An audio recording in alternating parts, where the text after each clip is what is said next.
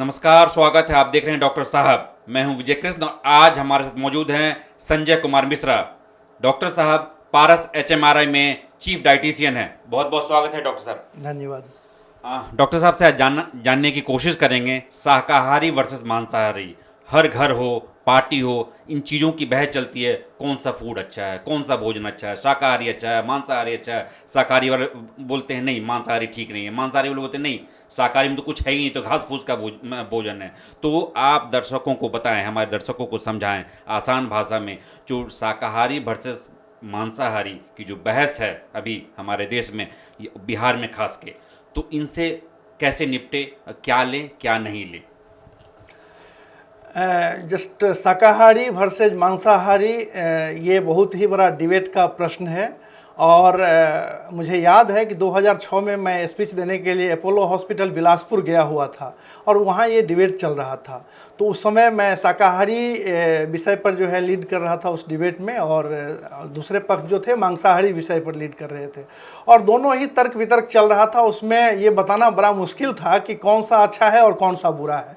और अंत में मैंने एक चीज़ बताया कि पृथ्वी पे सबसे जो भारी प्राणी है वो है हाथी, और वो कभी नॉनवेज नहीं खाता। और इसी बात पे सबों ने तालियां बजाई और बोले कि शाकाहारी इज़ द बेस्ट, और डिबेट को जो है वहीं पर संपन्न कर दिया गया। ये तो खैर एक लाइटर नोट में था जो मैंने वहाँ पर फेस किया था।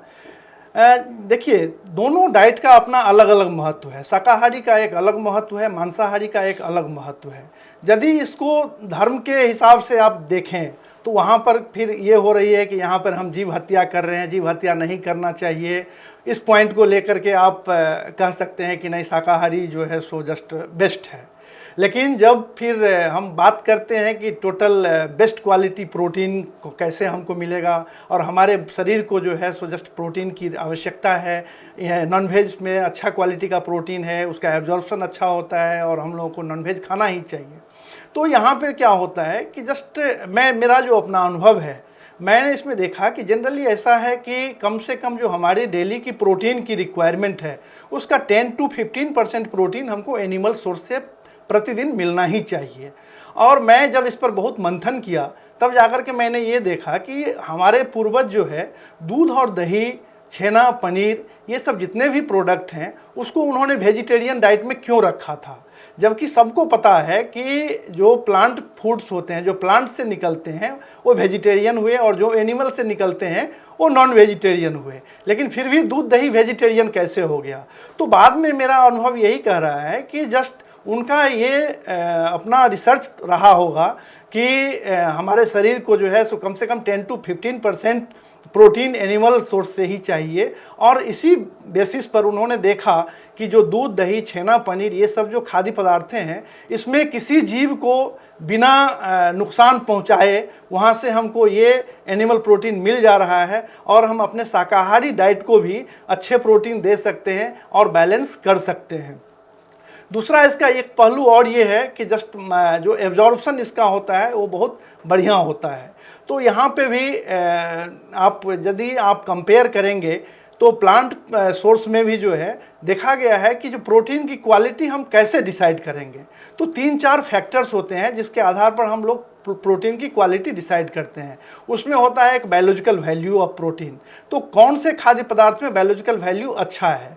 तो बायोलॉजिकल वैल्यू ऐसा देखा गया है कि जो मिल्क से जो व्हे निकलता है, जो व्हे वाटर, जैसे छेना आपने निकाल लिया उसमें जो पानी बचता है, तो व्हे कंटेंट जो है इसका बायोलॉजिकल वैल्यू सबसे ज़्यादा होता है, जिसको कि हम लोग वेजिटेरियन में काउंट करते हैं। और उसके बाद यदि सेकेंड बेस्ट बायोलॉजिकल वैल्यू की बात करें तो वो अंडा का होता है। तो यदि हम चाहें कि अंडा हम नहीं खा करके या नॉनवेज नहीं खा करके हाई बायोलॉजिकल वैल्यू का शाकाहारी डाइट लें तो वहाँ पर हम लोग जो है सो व्हे प्रोटीन को ले सकते हैं।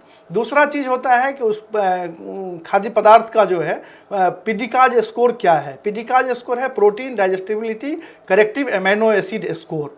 तो ये देखा गया है कि अंडे का भी एक है, और जितने भी नॉनवेज हैं चाहे मटन हो, फिश हो, चिकन हो, सबका 1 है जो कि हाईएस्ट है। लेकिन जब हम वेजिटेरियन के साथ इसको कंपेयर करते हैं तो सोयाबीन का पिडिकाज स्कोर 1 है, और जो कि 100% बेस्ट है। और हुए प्रोटीन जिसका बात अभी हम कर रहे थे उसका भी पीडिकाज स्कोर 1 है। तो यदि आप नॉनवेज नहीं खाना चाहते हैं तो वेजिटेरियन से भी पीडिकाज स्कोर मेंटेन कर सकते हैं। तीसरा होता है प्रोटीन इफिशिएंसी रेशियो।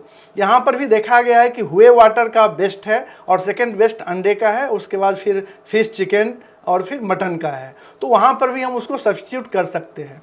और चौथा सबसे इम्पोर्टेंट चीज़ है कि जस्ट हम लोग देखते हैं कि जो प्रोटीन है ये एसेंशियल अमीनो एसिड्स कंटेंट इसमें कितने हैं। जिस प्रोटीन में एसेंशियल अमीनो एसिड कंटेंट सबसे ज़्यादा होता है उसको बेस्ट क्वालिटी का प्रोटीन माना जाता है और उसका एब्जॉर्प्शन बहुत अच्छा होता है। तो इसके लिए हमारे यहाँ शुरू से ही ट्रेडिशन बनाया गया है कि जब भी हम लोग खाते हैं, दाल रोटी खाते हैं, दाल भात खाते हैं, तो क्या होता है कि जो दाल भात की हम कल्पना कर रहे हैं या रोटी दाल की बात कर रहे हैं, तो जो सीरियल्स और पल्सेज है, सीरियल्स में आपका आ गया रोटी है, चाहे चावल है, चाहे ज्वार है, बाजरा है, दलिया है, ओट है, ये सब सीरियल्स ग्रुप में आते हैं। और पल्सेज ग्रुप में आपके डिफरेंट तरह के दाल, जो मूंग की दाल, मसूर की दाल, अरहर की दाल, कुल्थी की दाल, जितने भी तरह के दाल हैं, राजमा है, सोयाबीन है, ये सब आ जाते हैं। तो ऐसा देखा गया है कि जो सीरियल्स हैं उसमें कुछ एसेंशियल अमीनो एसिड की डिफिशियंसी रहती है और उसी तरह जो पल्सेज हैं उसमें भी कुछ एसेंशियल अमीनो एसिड की डिफिशियंसी होती है, खास करके मिथेनोन एंड ट्रिप्टोफैन, और उसमें डिफिशियंसी होती है लाइसिन एंड आइसोल्यूसिन की। लेकिन जब हम दोनों को मिला देते हैं उसके बाद जो है सो क्या होता है कि जो सीरियल्स में नहीं है वो पल्सेज के थ्रू मिल जाता है और जो पल्सेज में नहीं है वो सीरियल्स के थ्रू मिल जाता है और ये कंप्लीट और बेस्ट क्वालिटी का प्रोटीन मिल जाता है हमको। तो इसलिए हमारे पूर्वज जो हमारा जो देसी खान पान की व्यवस्था किए थे कि रोटी दाल खाइए, दाल भात खाइए और उसके साथ सब्जी सलाद जो भी रहता है, तो प्रोटीन की जहाँ तक बात है तो यदि हम ओवरऑल देखें तो हम नॉन वेज नहीं भी खा करके, लेकिन जो लैक्टो वेज की आजकल परिकल्पना है, जो दूध दही छेना पनीर इसको ऐड यदि हम लोग कर दें अपने शाकाहारी डाइट में भी, तो हम लोग मांसाहारी खाने की कोई आवश्यकता नहीं है। और जितनी भी जो आवश्यकताएं हैं हमारी जो कि मांसाहारी खाद्य से मिलता है उसकी भी आवश्यकता को हम लोग पूर्ति कर सकते हैं और एक हेल्दी लाइफ व्यतीत कर सकते हैं। तो यहाँ पर मेरे हिसाब से कोई फोर्स नहीं होना चाहिए कि ये अच्छा है और ये बुरा है। हम लोगों को हमेशा बैलेंस लेकर के चलना चाहिए और ये आपके स्वेच्छा पर डिपेंड करता है कि आप शाकाहारी हों या मांसाहारी हों। ये हम पब्लिक के ऊपर ही छोड़ते हैं, लेकिन दोनों को ही बैलेंस किया जा सकता है। हाँ डॉक्टर साहब, लेकिन ये बताएं जो कुछ चीज़ ऐसी भी हैं जैसे मछली में कॉड फिश ऑयल पाया जाता है जो शायद शाकाहारी किसी भी फूड में नहीं पाया जाता है, तो उन चीज़ों की पूर्ति कैसे करें? यस, एग्जैक्टली, आपका ये बहुत ही अच्छा क्वेश्चन है। तो आजकल क्या है कि इसमें जो आप बताएं कॉड फिश ऑयल में ओमेगा 3 फैटी एसिड रहता है, तो इस सब को हम लोगों को सप्लीमेंट करना पड़ता है। ये आपको डाइट के थ्रू नहीं मिलेगा, तो वहाँ पर सप्लीमेंटेशन का ही सहारा ले सकते हैं। और ऐसा है कि जस्ट वो तो चूँकि टैबलेट और कैप्सूल फॉर्म में अवेलेबल है तो लोगों को पता नहीं चलता है कि हम नॉन वेज खा रहे हैं, लेकिन इसका केवल और केवल नॉन वेज सोर्स ही है।